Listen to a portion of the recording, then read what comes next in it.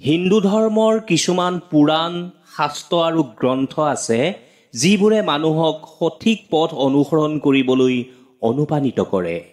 ইয়াৰে এটা হৈছে শিৱ পুৰাণ, যিয়ে আমাক ভাল বেয়া, সঁচা আৰু মিছাৰ বিষয়ে পথ প্ৰদৰ্শন কৰে। ইয়াত ভগৱান শিৱ কেতিয়া বেছি ক্ৰোধিত হয় সেই কথাও কোৱা হৈছে। এই অনুযায়ী সংসাৰত 7টা গুৰুত্ব পাপ যদি কোনোবাই কৰে, মহাদেৱে অত্যন্ত ক্ৰোধিত হৈ নিজেই কঠোৰ শাস্তি ব্যৱস্থা কৰে। শিৱ পুৰাণত কোৱা হৈছে যে যদি আপুনি এই 7টা পাপৰ যিকোনো এটা কৰে, তেন্তে মহাকালে নিজেই আপোনাক শাস্তি দিব আৰু তেনে ব্যক্তি জীৱন নৰকৰ দৰে হৈ পৰে আৰু কোনো কামতে তেওঁ সফলতা নাপায়। আহক তেখেতে কোৱা এই 7টা মহাপাপনো কি তাৰ বিষয়ে সম্পূৰ্ণ জানো। এইখিনিতে মোৰ এটা অনুৰোধ, ভিডিঅ'টো যদি আপোনাৰ সময় আছে সম্পূৰ্ণ চাব, যদি সময় নাই আধৰুৱা নকৰিব, কাৰণ আধৰুৱা জ্ঞান সদায় বিষৰ সদৃশ। আহক এতিয়া এই 7টা পাপৰ বিষয়ে জানো। 1 নম্বৰ, কুচিন্তা বা কু অভিপ্ৰায়। নিজৰ কৰ্ম বা কথাৰ দ্বাৰা কাৰো ক্ষতি কৰা নাই যদিও কোনো ব্যক্তিৰ প্ৰতি যদি অসৎ ইচ্ছাক আশ্ৰয় কোনোবাই দিয়ে, সেইটোকো গুৰুত্ব পাপ বুলি গণ্য কৰা হয়।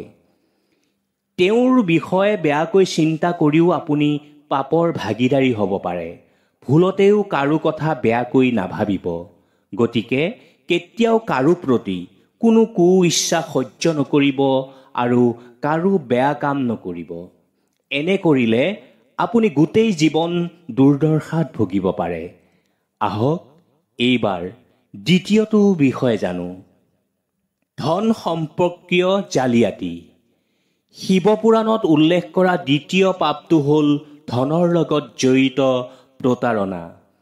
টকাৰ সন্দৰ্ভত কাৰোবাক প্ৰতাৰণা কৰাটো এটা ডাঙৰ পাপ বুলি গণ্য কৰা হয়। বহুতে লোভ অনুভৱ কৰিলে আত্মীয়কো প্ৰতাৰণা কৰে। যিকোনো ব্যক্তিৰ ধন সম্পত্তিৰ প্ৰতি কুচক্ষু থকাটোৱে আপোনাক পাপৰ অংশীদাৰ কৰি তোলে। যিকোনো ব্যক্তিয়ে নিজৰ কঠোৰ পৰিশ্ৰম আৰু নিষ্ঠাৰ জৰিয়তে ধন সংগ্ৰহ কৰে, নিজৰ ধনৰ লগত খেলা ধূলা কৰাটো এটা বেয়া কথা। এনে কৰিলে আপুনি মৃত্যুৰ পিছত নৰকত স্থান পায়।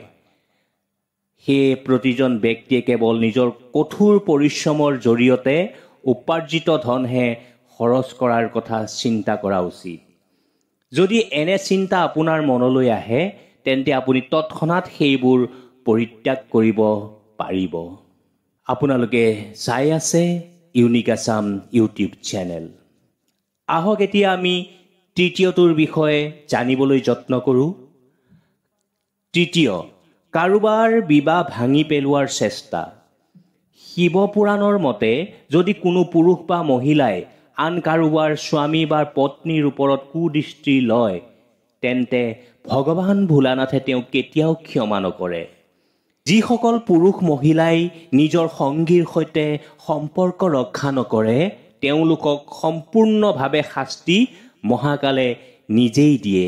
গতিকে এনে কাম কেতিয়াও নকৰিব। গৰ্ভৱতী মহিলাৰ এনে ব্যৱহাৰ। মাহেকীয়া সময়ত গৰ্ভৱতী মহিলা বা মহিলাক অপমান কৰা ব্যক্তিয়ে নৰকতো স্থান নাপায়। এনে নাৰীৰ আৱেগক আঘাত দিয়াটো পাপৰ সহযোগী বুলি গণ্য কৰা হয়। পত্নী হ'লেও কোনো নাৰীৰ বিষয়ে কেতিয়াও ভাল বা বেয়া কথা ক'ব নালাগে।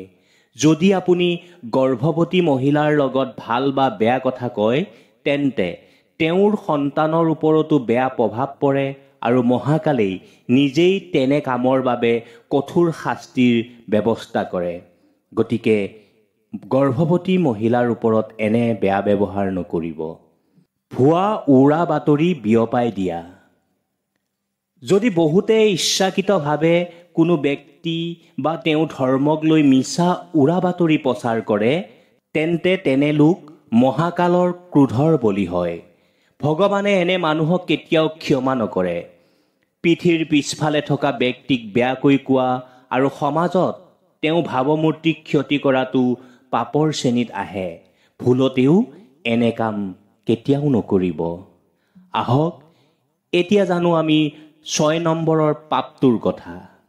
ধৰ্মৰ বিৰুদ্ধে কৰা কাম। নিজৰ ইচ্ছামতে ধৰ্মৰ বিৰুদ্ধে কাম কৰা ব্যক্তিজনক পাপৰ অংশীদাৰ বুলিও কোৱা হয়। ধৰ্মত নিষিদ্ধ বুলি বিবেচিত বস্তু সেৱন কৰা যিকোনো মানুহক মহাকালে নিজেই কঠোৰ শাস্তি দিয়ে।